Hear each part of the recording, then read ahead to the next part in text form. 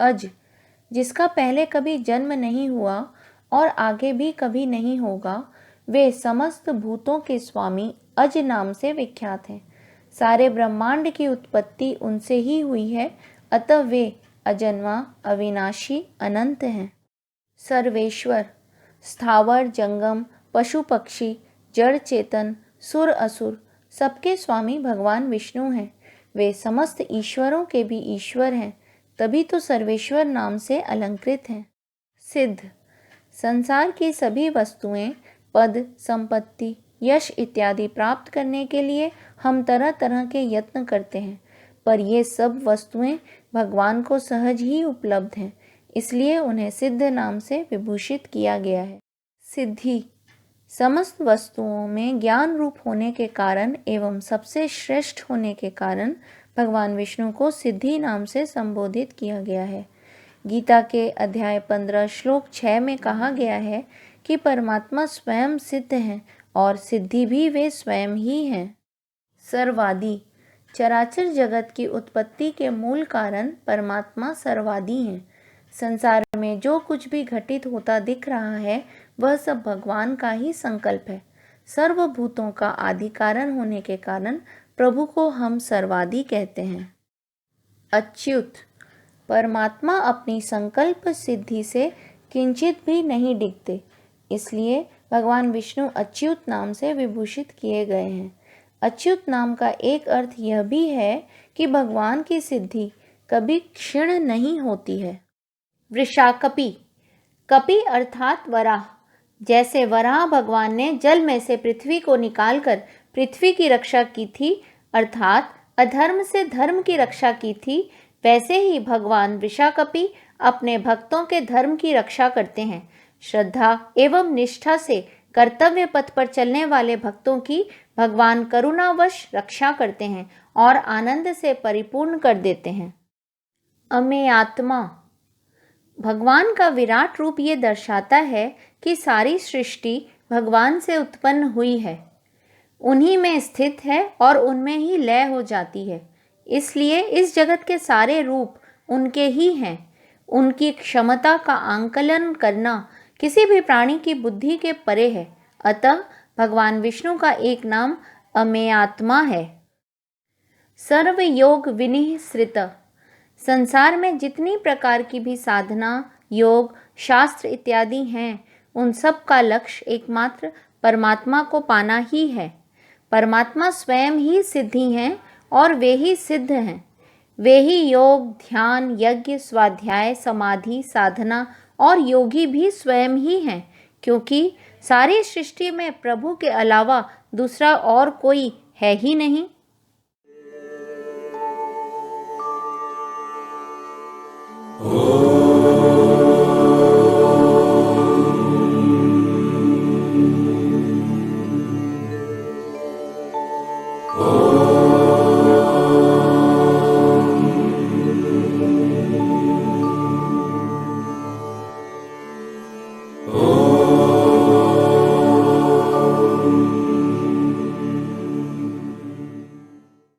वसु, भगवान विष्णु प्राणी मात्र के हृदयाकाश में विराजमान हैं।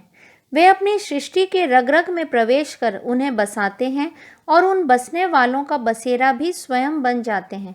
हर पर प्राणियों की सुरक्षा, संपत्ति, आनंद की रक्षा करते हैं, क्योंकि परमात्मा करुणा रूपी हैं और इस 9 द्वार रूपी शरीर के रचयिता हैं। वसुमना, उदार मन वाले, राग, द्वेषादि क्लेशों, मद मत्सर से रहित होने के कारण भगवान का मन सदैव उदार है, इसलिए वे वसुमना नाम से अलंकृत हैं। परमात्मा स्वयं सदैव प्रसन्न एवं आनंद में रहते हैं तथा वे अपने भक्तों को भी सदैव प्रसन्न देखना चाहते हैं, इसलिए भक्तों के लिए वे अपना सर्वस्व भी लुटाने को तत्पर रहते हैं। सत्यः, श्रुति के अनुसार सत प्राण है, त अन्न है और य सूर्य है, इसलिए भगवान विष्णु सत्य हैं। भूत, वर्तमान और भविष्य तीनों कालों में अव्यय रूप में स्थित परमात्मा सत्य स्वरूप ही हैं। वे तीनों कालों में एक समान ही रहते हैं, इसलिए सत्यम, ज्ञानम, अनंतम ब्रह्म कहलाते हैं। समात्मा, संपूर्ण प्राणियों में एक आत्मा रूप से विराजने वाले परमात्मा सब में समान रूप से बसते हैं। उनका न कोई शत्रु है, न कोई मित्र और न ही कोई प्रिय या अप्रिय।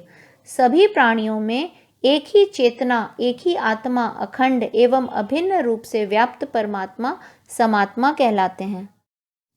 असम्मित, समस्त पदार्थों से भी मापे न जा सकने वाले परमात्मा अव्यक्त, अनंत, असीम, अपरिमेय हैं तथा वे इस चराचर जगत में ससीम और सम्मित होकर व्यक्त हो जाते हैं। अव्यक्त और व्यक्त दोनों में ही चेतना एक ही है। भगवान सीमित भी हैं और असीम भी हैं। ब्रह्म भाव में भगवान अपरिमेय हैं तथा जीव रूप से देखें तो परिमेय भी हैं। सम, सबके साथ समान रूप से बरतने वाले भगवान विष्णु सम नाम से संबोधित किए गए हैं। गीता में कहा है, समत्वम योग उच्यते। समता की भावना ही योग है। राग द्वेष, सुख दुख, शत्रु मित्र, शुभ अशुभ, हानि लाभ, सब में एक रस निर्विकार निर्लिप्त रहना ही सच्चा योग है। लक्ष्मी जी के साथ होने से भी भगवान विष्णु को सम कहते हैं। प्रकृति एवं पुरुष का समरस भी इस सम नाम का द्योतक है। अमोघ, मोघ का अर्थ है व्यर्थ और अमोघ अर्थात जो व्यर्थ नहीं हो। भगवान विष्णु अपने भक्तों की सब इच्छाओं को परिपूर्ण करने वाले हैं, फलदायी हैं। उनके सारे संकल्प सत्य और पूर्ण रूप से फल प्रदान करने वाले होते हैं। बस हम भक्तों को पूरी आस्था से भगवान का स्मरण, मनन और चिंतन करने की जरूरत है। पुंडरीकाक्ष, भगवान विष्णु के दोनों नेत्र कमल के समान सुंदर होने के कारण वे पुंडरीकाक्ष कहलाते हैं। इसका एक अर्थ और भी है।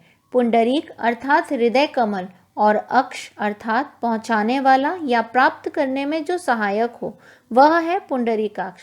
हमारे हृदय कमल में अमलिन और पवित्र भावनाओं को पैदा करने वाले भगवान पुंडरीकाक्ष हैं। भगवान तो दृष्टा के रूप में हृदय में सदा विराजमान ही रहते हैं। वृषकर्मा, भगवान स्वयं धर्ममय कर्म करने वाले हैं और प्राणियों को धर्म की राह पर चलने की सुप्रेरणा देते हैं तथा मार्ग दिखाते हैं। प्राणी जब धर्म के विरुद्ध कार्य करने में प्रवृत्त रहते हैं, तब विष्णु भगवान स्वयं धर्म की स्थापना के लिए अवतार लेकर धरती पर आते हैं। गीता अध्याय 4 श्लोक 7 का प्रसिद्ध श्लोक अभ्युत्थानम अधर्मस्य तदात्मानं सृजाम्यहम् इस बात की पुष्टि करता है। वृषाकृति, परमात्मा स्वयं धर्म है, तभी वे धर्म की स्थापना भी करते हैं और उसकी रक्षा भी स्वयं करते हैं। वृषभ धर्म का प्रतीक है। भगवान विष्णु ने विभिन्न अवतारों में अवतरित होकर धर्म की रक्षा की है। कभी नृसिंह जैसा भयानक रूप धरकर, तो कभी मोहने वाला श्री कृष्ण रूप धरकर, या कभी मर्यादा पुरुषोत्तम श्री राम जी का रूप लेकर। हरि ओम। श्री विष्णवे नमः।